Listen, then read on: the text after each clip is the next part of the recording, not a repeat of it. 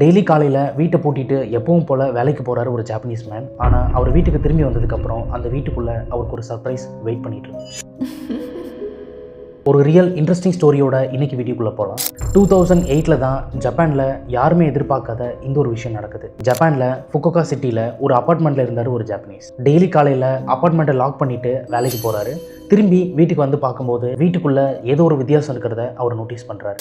காலையில் வேலைக்கு போகிறதுக்கு முன்னாடி ஃப்ரிட்ஜில் அவர் வாங்கி வச்சுருந்த பிரெட், ஜூஸ், மில்க் எல்லாமே இருந்திருக்கு. திரும்பி வேலைக்கு போயிட்டு வீட்டுக்கு வந்து பார்க்கும்போது அது எல்லாமே கொஞ்சம் கொஞ்சமாக குறைஞ்சிட்டே வந்திருக்கு. ஒருவேளை நாம தான் ஞாபக மறதியில் இதை சாப்பிட்ருப்போம் அப்படின்னு நினச்சி ஆரம்பத்தில் அதை விட்டுட்டாரு.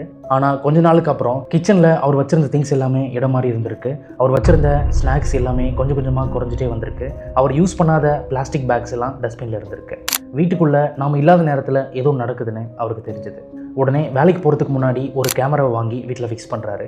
வேலை முடிச்சுட்டு வீட்டுக்கு வந்ததும் நேராக வந்து அந்த கேமராவை செக் பண்ணுறாரு. அப்படி அவர் கேமராவை செக் பண்ணும்போது அவருக்கு ஒரு சர்ப்ரைஸ் காத்துட்டு இருந்துச்சு. அந்த கேமராவில் அவர் பார்த்தது என்ன தெரியுமா? ஒரு பெண்ணோட உருவம் மெதுவாக அவர் இல்லாத நேரத்தில் வீட்டுக்குள்ளே நடமாட ஆரம்பிக்குது.